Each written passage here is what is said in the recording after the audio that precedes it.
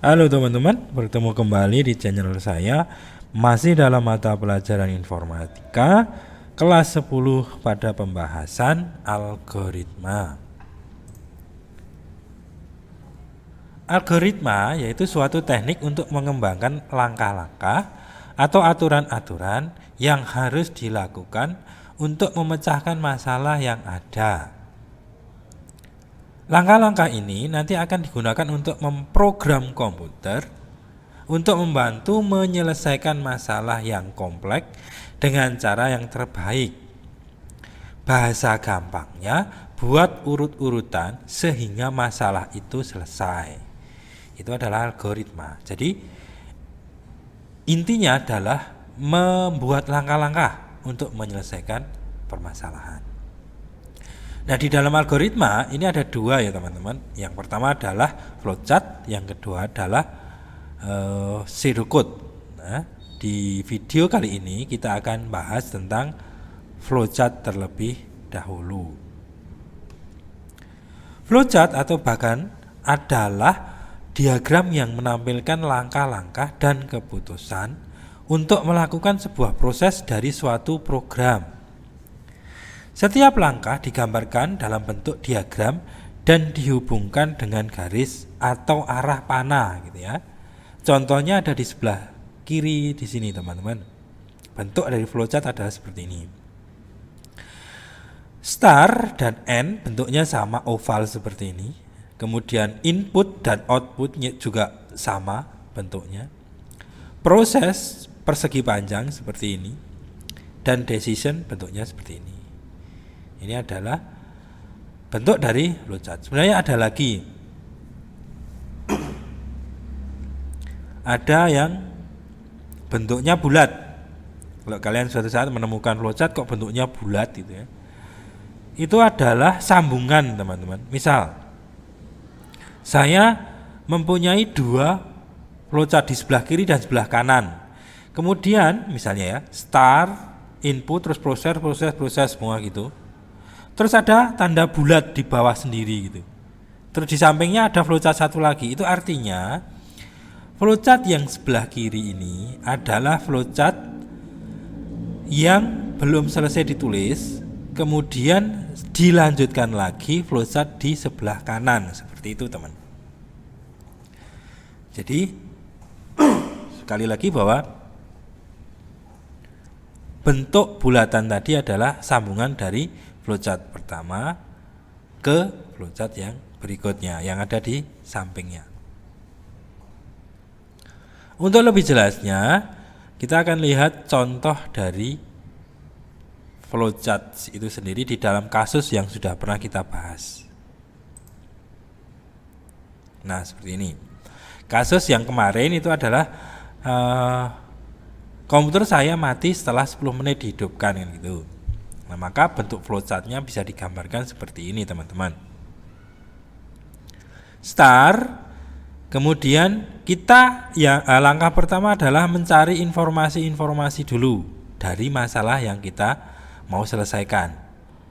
Nah, kalau di dalam kasus ini informasinya adalah komputer saya setiap 10 menit dihidupkan pasti mati sendiri. Nah, ini adalah informasi yang pertama. Yang kedua, kita mencari penyebabnya. Apa kita cari? Kalau sudah, berarti kita masuk ke proses. Dari input yang sudah kita temukan, kita masuk ke proses. Kita proses. Kalau di dalam kasus ini adalah kita perbaiki ya. Kita perbaiki karena inputannya sudah ada. Setelah kita perbaiki, kita proses lagi. Kita masih dalam tahap proses, yaitu untuk mencoba menghidupkan komputernya. Ya, baru masuk ke decision. Decisionnya bagaimana?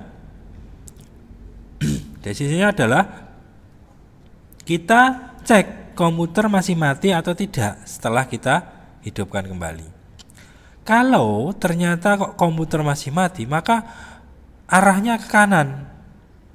Arahnya ke kanan, kemudian kita cari input lagi.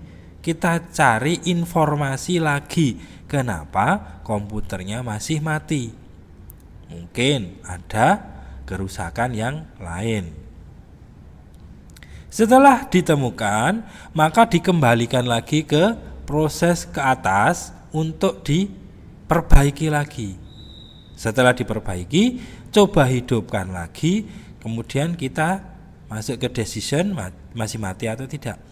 Kalau sudah tidak mati, maka lanjut ke bawah, outputnya adalah komputer siap digunakan, dan yang terakhir adalah N. Nah, seperti itu. Kita cari coba kasus yang lain. Misalnya saya akan membuat sebuah kopi gitu ya. Maka flowchartnya adalah start. Kemudian kita cari informasi input dari membuat kopi.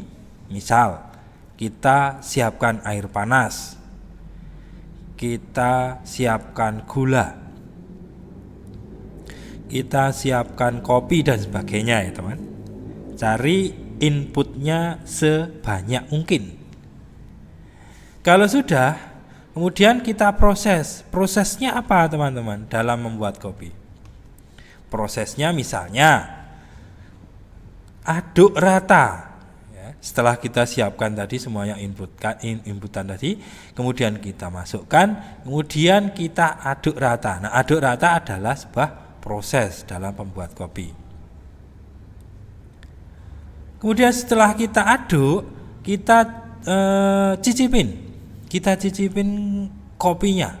Ya, ini juga masih dalam tahap proses mencicipi kopi ini.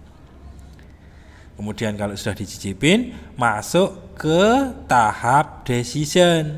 Decisionnya adalah apa? Kata-katanya adalah sudah manis ataukah belum kopinya ya. Kalau ternyata belum manis, maka arahnya ke kanan. Kemudian kita cari informasi input yang lain. Kenapa kopinya masih belum manis? Oh, ternyata kurang gulanya. Maka kata-katanya di sini adalah tambah gula. Kalau sudah, kita kembalikan lagi ke atas, masuk ke dalam proses aduk rata, kemudian cicipin lagi, kemudian decision sudah manis atau belum. Kalau sudah manis, masuk lanjut ke output, yaitu kopi siap disajikan misalnya. Kemudian yang terakhir adalah N. Nah, itu penjelasan dari algoritma flowchart. Untuk algoritma yang pseudocode akan kita bahas di video berikutnya. Sampai jumpa. Wassalamualaikum warahmatullahi wabarakatuh.